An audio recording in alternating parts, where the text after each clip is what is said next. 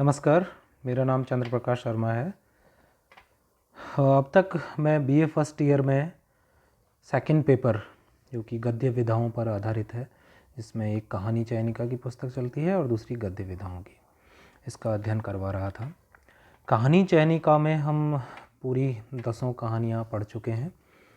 पहली कहानी उसने कहा था चंद्रधर शर्मा गुलेरी की, दूसरी कहानी नमक का दारोगा प्रेमचंद की, तीसरी कहानी थी मधुआ जयशंकर प्रसाद की, चौथी कहानी थी पाजेव जैनेन्द्र की, पांचवी कहानी थी खच्चर और आदमी यशपाल की, छठी कहानी थी मलबे का मालिक मोहन राकेश की, और सातवीं कहानी थी सजा जिसकी लेखिका थी मन्नू भंडारी। उसके बाद आठवीं कहानी थी दाजू जिसके लेखक शेखर जोशी है। नवीं कहानी गदल जिसके लेखक रांगे राघव हैं, और 10वीं कहानी पिक्चर पोस्ट कार्ड जिसके लेखक निर्मल वर्मा हैं। ये 10 कहानियाँ हमने कहानी विधा की पढ़ी, जिसमें कहानी के प्रारंभ से लेकर के और आधुनिक कहानी तक की कालक्रमानुसार अलग अलग समय की कहानियों को रखा गया है। उसने कहा था जहाँ 1916 की कहानी है, वहीं पिक्चर पोस्ट कार्ड 1965-70 के आसपास की कहानी है। इस तरह अलग अलग समय की कहानी रखी गई हैं। कहानी के जो समय को कालक्रम में जो बांटा गया है वो 3 भागों में बांटा है: प्रेमचंद पूर्व का काल, प्रेमचंद का काल और प्रेमचंदोत्तर काल। तो उन तीनों कालों में से अलग अलग कहानियों को इस कहानी संकलन में रखा गया है। कहानियों के कथानक, शिल्प, विषय और उनके महत्व पर हम बात कर चुके हैं। कहानियों की जो प्रमुख विशेषताएं हैं उनको मैंने अलग अलग वीडियोस में बताया। इन कहानियों से संबंधित उनके कृतित्व, लेखकों के कृतित्व और व्यक्तित्व दोनों पर मैंने बात की। लेखकों की प्रमुख रचनाओं जिनमें कहानी के इतर जो रचनाएं हैं, उपन्यास हैं, निबंध हैं, समीक्षा हैं, यात्रा वृतांत हैं, अन्य गद्य की विधाओं में जो लिखा है उन पर भी मैंने बात की। अब बात आती है कि हमारा जो पेपर होता है बीए फर्स्ट ईयर में सेकंड पेपर, उसमें हम ये देखते हैं कि प्रश्न किस तरह से आते हैं। तो उन प्रश्नों पर मैं एक बार यहाँ विचार करना चाहता हूँ। आप सबको उन प्रश्नों के बारे में जानकारी देना चाहता हूँ कि किस तरह के प्रश्न आते हैं, ताकि हमारे मस्तिष्क में वो प्रश्न रहेंगे तो हम उनका उत्तर अच्छे से दे सकते हैं। इन कहानियों को पहले हमें एक बार पढ़ना होगा। मैंने कहानी के पाठ को या कथानक को यहाँ पढ़ कर के इसलिए नहीं सुनाया कि उससे पढ़ने में समय ज़्यादा लगता है, और जो उसका भाव है वो मैंने बता दिया है। तो टेक्स्ट में व्हाट्सएप ग्रुप में भेज रहा हूँ PDF बना करके PPT के माध्यम से, तो उससे आप स्वयं पढ़ें और पढ़ कर के फिर इन प्रश्नों के हल ढूंढें। प्रश्नों पर मैंने पहले भी चर्चा की है और अभी भी मैं उनके जो मुख्य बिंदु हैं उनको बताता हुआ चलूँगा। आपको इन प्रश्नों को एक उत्तर पुस्तिका में हल करना चाहिए। उसने कहा था कहानी की हम बात करें तो उससे संबंधित ये प्रश्न जो आपके स्क्रीन पे हैं इस तरह के हो सकते हैं। उसने कहा था कहानी का सारांश लिखिए। ये प्रश्न कथानक से संबंधित है। हमें उसने कहा था कि पूरी कहानी या कहानी का जो कथा वस्तु है कहानी की, वो हमें याद होगी तो हम उसे आसानी से लिख सकते हैं। दूसरा प्रश्न है, उसने कहा था कहानी की विशेषताओं पर प्रकाश डालिए। यहाँ हमें इस कहानी विशेष की जो विशेषताएं हैं उनके बारे में बात करनी है। मैंने जब ये कहानी पढ़ाई थी तो इसकी सबसे बड़ी विशेषता बताई थी कि यह पूर्व दीप्ति शैली में, यानी कि फ्लैशबैक पद्धति पर यह कहानी लिखी गई है। कि युद्ध के मोर्चे पर लहना सिंह अपनी पुरानी बातों को याद करता है, कैसे उसका बचपन का प्रेम उसे रह रह करके याद आता है, और कैसे वो जब मोर्चे पर लड़ने जाता है तो सूबेदारनी उसे कसम देती है कि तुम्हें मेरे सुहाग की रक्षा करनी है। और तो इस कहानी की जो कहानी कला की दृष्टि से विशेषताएं हो सकती हैं, उन सब पर हमें बात करनी होगी। तीसरा प्रश्न है, उसने कहा था मैं प्रयुक्त पूर्वाभास शैली पर अपने विचार लिखिए। अभी जैसा मैंने बताया पूर्व दीप्ति शैली यानी फ्लैशबैक की तरह काम करता है कि वर्तमान स्थिति को दिखाते हुए किसी व्यक्ति के जीवन में पुरानी घटनाओं को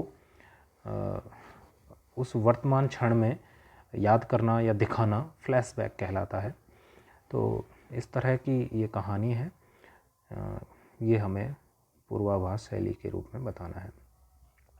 उसने कहा था कहानी की समीक्षा कीजिए। समीक्षा करते समय हमें कहानी कला के जो निर्धारित तत्व हैं, कथा वस्तु, कथोपकथन या संवाद, उसका पात्र एवं चरित्र चित्रण, परिस्थिति एवं वातावरण, देशकाल एवं वातावरण, और उद्देश्य और भाषा शैली, इन सब बिंदुओं पर हमें इस कहानी को इसकी कसौटी पर कसना होगा और उसकी समीक्षा करनी होगी। अंतिम और इस प्रकार का एक प्रश्न और हो सकता है जो चरित्र चित्रण से संबंधित होगा। तो कहानी के जो प्रमुख पात्र हैं लहना सिंह, उनसे संबंधित प्रश्न हो सकता है कि लहना सिंह का चरित्र चित्रण कीजिए। ये कहानी पढ़ते ही हमें लग जाता है कि पूरी कहानी में प्रमुख पात्र लहना सिंह हैं। लहना सिंह को बड़े ही साहसी व्यक्ति के रूप में चित्रित किया गया है, प्रेमी व्यक्ति के रूप में है, तुरंत बुद्धि से प्रभावित हैं, युद्ध कौशल के जानकार हैं, उनकी जो विशेषताएं हैं वो बड़े सजग हैं, हाजिर जवाब हैं। तो ये जो इनके चरित्र की विशेषताएं हैं, इन सब पर हमें प्रकाश डालना होगा। अगली जो कहानी है मधुआ, इस मधुआ कहानी से संबंधित इस प्रकार के प्रश्न हो सकते हैं, जैसे कि पहला प्रश्न है मधुआ कहानी के शीर्षक के औचित्य पर प्रकाश डालिए। तो मधुआ जो नामकरण है, बेसिकली ये शीर्षक जयशंकर प्रसाद ने एक बच्चे को नाम दे करके चुना है कि उस एक बच्चे का नाम मधुआ है। किंतु इसका यहाँ जो गूढ़ अर्थ देखा जाए तो मधु का अर्थ होता है शहद, और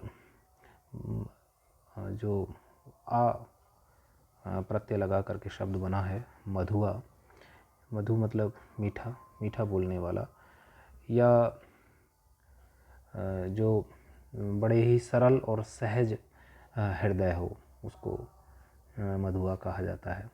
तो यहाँ जयशंकर प्रसाद ने एक बाल मन को प्रकट किया है और कैसे एक बच्चा शराबी के जीवन को बदल देता है, इसलिए यह शीर्षक उनको उचित लगा। इसका हमें औचित्य स्पष्ट करना है। मधुआ कहानी की मूल संवेदना स्पष्ट कीजिए, ये जो प्रश्न है इसमें हम बता सकते हैं कि इसकी जो मूल संवेदना है वो ये है कि जीवन में कुछ घटनाएं ऐसी होती हैं जो हमारे जीवन के दृष्टिकोण को, पूरे मार्ग को, आगे के जीवन को बदल देती हैं। वैसी ही एक घटना एक सहज मन बालक के मिल जाने पर एक शराबी की होती है। तो हृदय परिवर्तन इस पूरी कहानी की मूल संवेदना है। शराबी का चरित्र चित्रण कीजिए, ये आप इसमें बता सकते हैं कि किस प्रकार शराबी धनलोलुप है, आलसी है, काम नहीं करना चाहता, कहानियाँ अच्छी सुनाता है, कहानीकार है, और संवेदनशील है। सबसे बड़ी बात उसकी जो उभर के आती है कि वो एक छोटे बच्चे को जब रोता हुआ और पिटता हुआ देखता है तो वह अपने भावों को रोक नहीं पाता और उसके लिए भोजन की व्यवस्था में लग जाता है। शराबी की जीवनचर्या क्या बदली, ये एक छोटा प्रश्न है। आप इसमें बता सकते हैं कि एक बालक के मिल जाने पर उसका जीवन प्रभावित हो जाता है और वो उसका हृदय पूरी तरह से अब बदल चुका होता है। वह रोजी रोटी और रोज़गार के लिए काम पर निकलने की तैयारी करता है, शराब को छोड़ने की बात करता है, उसका हृदय परिवर्तन हो जाता है।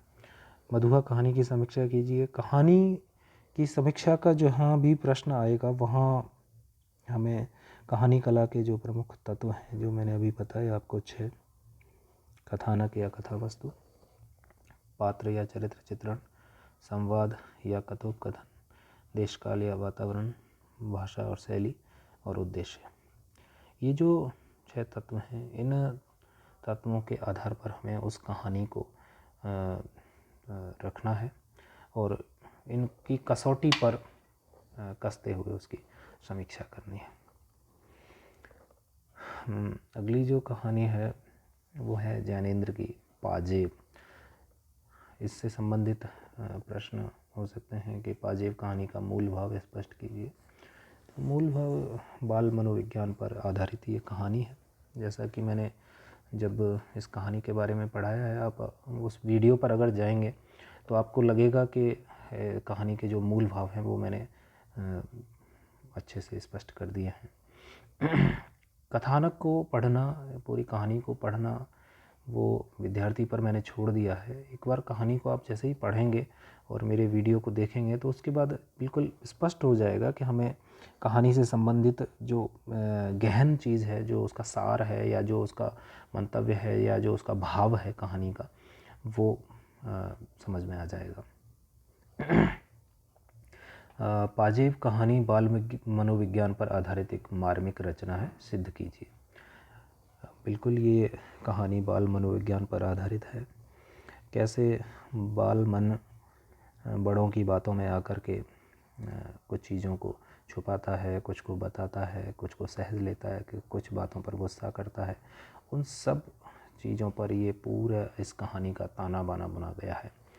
तो निश्चित रूप से ये कहानी बाल मनोविज्ञान पर आधारित है और उन जो आशु जो बच्चा है और छुन्नू जो बालिका है, उनके इर्द गिर्द ये पूरी कहानी घूमती है।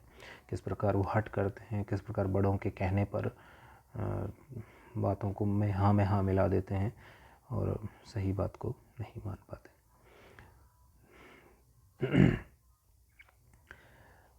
अगले प्रश्न हो सकते हैं, इस कहानी के माध्यम से लेखक बड़ों को क्या शिक्षा देना चाहता है। निश्चित रूप से इसका उद्देश्य उस बाल मनोविज्ञान को समझना है, बाल मन की पहचान करना है, जिसे हम अक्सर बड़े नहीं समझ पाते और गलती कर बैठते हैं, ज़बरदस्ती करते हैं, बच्चों पर इस तरह का आरोप लगाते हैं, उन्हें मजबूर कर देते हैं कि जो हम कह रहे हैं वो ज़्यादा सही है। तो इसका प्रश्न का इस तरह से उत्तर दिया जा सकता है। पाजेब कहानी की समीक्षा कीजिए। समीक्षा के समय हमें उन्हीं 6 या 7 तत्वों के आधार पर कहानी कला की कसौटी पर समीक्षा करनी होगी। पाजेब कहानी के आधार पर जैनेंद्र की कहानी कला पर निबंध लिखिए। इस तरह के प्रश्न भी कई बार आ जाते हैं कि लेखक के कृतित्व से संबंधित प्रश्न कहानी से जोड़ते हुए पूछ लिया जाता है। तो पाजेब कहानी के कथानक को स्पष्ट करना है पहले, और उसके बाद जैनेंद्र जो लेखक हैं उनके बारे में मैंने जो वीडियो में बताया किस प्रकार के कहानी लेखक हैं, वो किस प्रकार मनोविज्ञान को पकड़ते हैं, मन स्थितियों का वर्णन करते हैं, गांधी दर्शन का उन पर प्रभाव है, उन सब बातों को इस प्रश्न के उत्तर में लिखा जा सकता है। यशपाल की जो कहानी है खच्चर और आदमी, कहानी का मूल भाव स्पष्ट कीजिए, इस तरह का प्रश्न आ जाता है। कहानी का कथानक हमें पढ़ने के बाद सहज ही पता लग जाता है कि कहानी जो अपना मूल भाव लेकर के चलती है कि मनुष्य प्रकृति का दास है और प्रकृति के समक्ष वह विवश है। उसे परिस्थितियों के अनुसार अपने आप को बदलना पड़ता है। यदि कोई नहीं बदल पाता तो प्रकृति उसे नष्ट कर देती है। खच्चर जो शाकाहारी होता है, लेकिन परिस्थितिवश जब खाने को कुछ नहीं मिलता तो वह अपने साथ के खच्चरों को खाने लगता है, यानी शाकाहारी से मांसाहारी बन जाता है। वहीं एक मनुष्य परिस्थितियों के अनुकूल अपने आप को नहीं ढाल पाता और ठंड के कारण उसे अपनी जान गंवानी पड़ती। इस प्रकार इस कहानी का पूरा ताना बाना है। मूल भाव स्पष्ट है, प्रकृति के समक्ष मनुष्य विवश है, इसलिए उदाहरण स्वरूप खच्चर और आदमी की इसमें तुलना की गई है। ये इसका शीर्षक भी इस चीज़ का प्रतीक बताता है हमें कि जब निर्जीव सजीव जो जानवर हैं वो भी प्रकृति के अनुसार अपने आप को ढाल लेते हैं, बदल लेते हैं, तो फिर मनुष्य क्यों नहीं अपने आप को बदल सकता। परिस्थिति जो आती हैं उसके अनुसार ढालना या बदलना भी कई बार अति आवश्यक हो जाता है। अगला प्रश्न भी यही, खच्चर और आदमी में क्या अंतर है। वाकई इसका जवाब पहले ही बता चुका हूँ कि प्राकृतिक परिस्थितियों के अनुसार अपने आप को बदल पाना कितना सहज और कितना मुश्किल है, ये अंतर यहाँ साफ दिखता है कि एक जानवर खच्चर अपने पेट पूर्ति के लिए दूसरे खच्चर को मारकर खाने के लिए तैयार हो जाता है, क्योंकि यह उसकी व्यवस्था है, उसके पास खाने के लिए और कोई विकल्प नहीं है। लेकिन मनुष्य अपनी आदतों से, अपने पाखंडों से, अपने आडंबरों से, अपनी बाहरी वातावरण की जो व्यवस्थाएं हैं उनसे इतना बंधा हुआ है कि वह समय आने पर भी अपने आप को मोड़ नहीं पाता। ये यहाँ मूल अंतर है। इस कहानी की शैली पर निबंध लिखिए। तो कहानी कला की दृष्टि से इस पर हम बता सकते हैं कि इसकी कौन सी शैली है। शैली इसकी वैसे देखा जाए तो यह यात्रा व्रत के रूप में लिखी गई कहानी है, जिसमें लेखक और उसके कुछ साथी यात्रा पर निकलते हैं और एक जगह जाकर ऐसे फंस जाते हैं कि वहाँ ठंड के कारण उन्हें 7 दिन तक भोजन भी नहीं मिलता है। इस तरह के प्रश्न इस कहानी में होते हैं। अगली जो कहानी है वो है मलबे का मालिक। मोहन राकेश इसके लेखक हैं। भारत पाक विभाजन की त्रासदी को मूल में लेकर के ये कहानी लिखी गई है और इंसानियत, मानवता के मूल्यों पर ये बात करती है कहानी। कैसे एक घर होता है जब उसमें इंसान होते हैं और इंसानों के ख़त्म हो जाने के बाद वो घर कैसे मलबा बन जाता है और उस मलबे पर भी कैसे कैसे व्यक्ति अपनी दावेदारी ठोकते हैं कि मैं इसका मालिक हूँ। उस कहानी का ये मूल भाव है। सार्थकता भी इसी के साथ प्रकट होती है। इसमें जो महत्वपूर्ण पात्र है वो है अब्दुल गनी, जो पाकिस्तान से अमृतसर अपने पुराने घर को देखने आया है और देखकर बड़ा ही विचलित हो उठता है कि अब वो घर मलबे में तब्दील हो चुका है और उस मलबे पर भी एक पहलवान अपनी निगाहें जमाए बैठा है। तो अब्दुल गनी का चित्रण कर सकते हैं। बड़े ही भावुक व्यक्ति है, कमज़ोर है, इंसानियत को समझने वाला व्यक्ति है, अपनों से लगाव रखने वाला उसका चरित्र है और अपनी बात को स्पष्ट कहने वाला है। इस प्रकार अब्दुल गनी का चरित्र चित्रण किया जा सकता है। मलबे का मालिक कहानी कला की दृष्टि से बड़ी ही बेजोड़ मानी जाती है। बड़े महत्व की और बड़े कहें कि कहानी के हिसाब से ख्याति प्राप्त कहानी रही है। मोहन राकेश की कहानियों में सर्वश्रेष्ठ कहानी ये मानी गई है। इसकी समीक्षा करते समय हमें वही कहानी के जो तत्व हैं उनको ध्यान में रखते हुए इसकी समीक्षा करनी होगी। मन्नू भंडारी की जो कहानी है सजा, हाँ,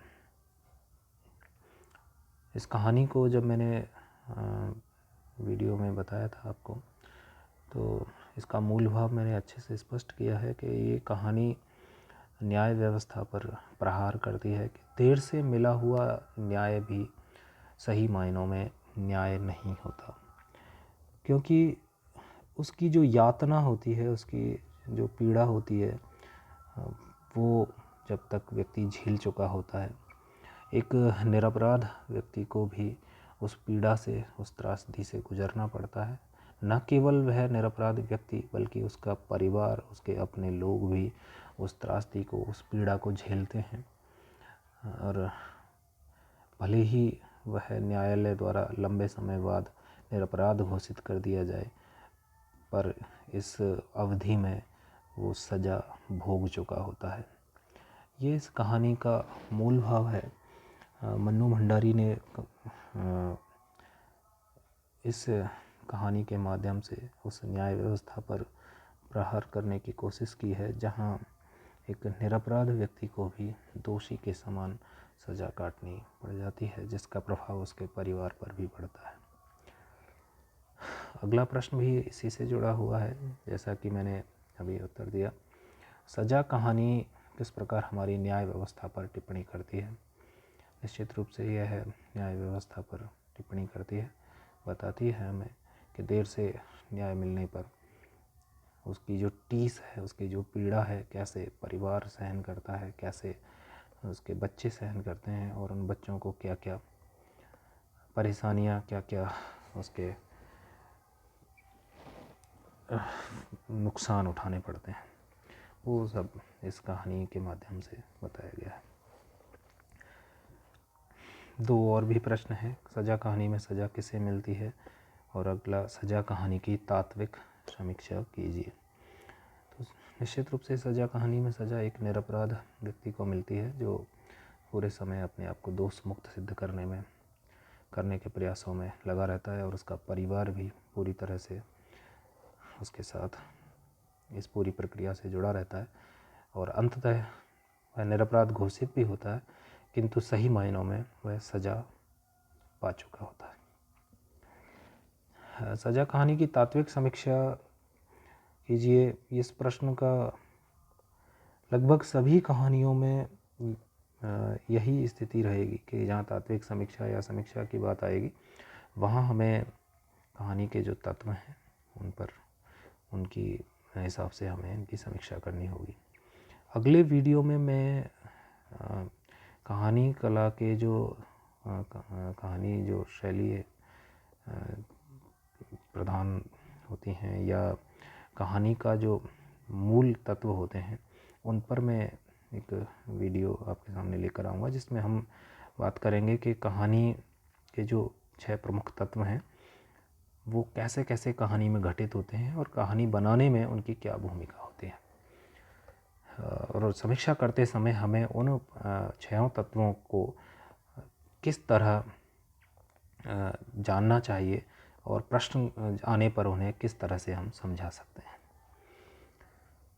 दाजू कहानी बाल मन की कहानी है, जो भाव विभोर होकर के एक व्यक्ति से जुड़ाव जोड़ लेता है, लेकिन अंततः कहानी व्यंग करती है कि कैसे छोटे बड़े का जो वर्गीकरण है, ऊंच नीच का जो वर्गीकरण है, अमीर गरीब का जो वर्गीकरण है, वो आज भी हमारे समाज में मौजूद है। भले ही हम भावात्मक रूप से दिखावे के लिए किसी से भी जुड़ जाएं, पर वास्तविक रूप में वह जुड़ाव पूर्णतः सही नहीं होता, वह सिर्फ क्षणिक होता है। उसी कहानी को यहाँ इसमें लिखा गया है। समीक्षा करनी है, सारांश लिखना है, या इस तरह का प्रश्न आ जाए कि कहानी के बालक की पीड़ा अपने शब्दों में लिखिए, तो सही मायनों में ये कहानी जब हम पढ़ेंगे तो इसके कथानक से हमें पता लग जाएगा कि एक बालक जो भावनाओं को एक वयस्क व्यक्ति के साथ, एक मालिक के साथ जोड़ लेता है, और अंततः उसे जो अपना भाईचारा वो जो जोड़ता है, जो भाई साहब कहने लगता है, वो तोड़ना पड़ता है कि कैसे वह व्यक्ति अपने से नीचा समझकर उस बालक को हे दृष्टि से देखने लगता है। गदल कहानी से संबंधित कुछ प्रश्न इस तरह के हो सकते हैं। गदल कहानी की विशेषताओं पर प्रकाश डालिए। गदल का चरित्र चित्रण कीजिए। गदल कहानी में जिस अंचल का चित्रण हुआ है उसकी विशेषताओं पर निबंध लिखिए। गदल कहानी का हिंदी कहानी साहित्य में महत्व प्रतिपादित कीजिए। गदल कहानी के शीर्षक की सार्थकता सिद्ध कीजिए। गदल ने मौनी से क्यों विवाह किया? डोडी के मन में गदल के प्रति क्या भाव था? पुलिस गांव में क्यों आई? गदल ने डोडी के मरने पर मृत्यु भोज क्यों आयोजित किया? इस तरह के कुछ प्रश्न गज़ल से संबंधित हो सकते हैं। सबसे महत्वपूर्ण जो प्रश्न आता है वो है गज़ल का चरित्र चित्रण। गज़ल एक साहसी महिला के रूप में हमारे सामने इस कहानी में आती है। निर्भीक है, निडर है, बुद्धि चातुर्य है, तुरंत निर्णय लेने में सक्षम है और स्त्री जाति पर हो रहे अत्याचारों के खिलाफ आवाज़ उठाने में मुखर है, अपनी परंपराओं के प्रति सजग है, उनका निर्वाह करने के लिए अडिग है। इस प्रकार ये कुछ गज़ल के चरित्र की प्रमुख विशेषताएं हैं जो हमारे सामने निकल के आती हैं। गज़ल कहानी की विशेषताओं पर या कहानी कला की दृष्टि से इसकी सार्थकता या इसके महत्व पर हम बात करेंगे तो फिर वही जो 6 तत्व हैं कहानी कला के, उनके आधार पर हमें इस कहानी को देखना होगा। पिक्चर पोस्ट कार्ड भी अंतिम जो कहानी है उससे संबंधित कुछ प्रश्न इस तरह से हो सकते हैं। पिक्चर पोस्ट कार्ड का तात्पर्य क्या है? पिक्चर पोस्ट कार्ड का सारांश अपने शब्दों में लिखिए। पिक्चर पोस्ट कार्ड कहानी की संवाद योजना को स्पष्ट कीजिए। निर्मल वर्मा की कहानी कला पर निबंध लिखिए।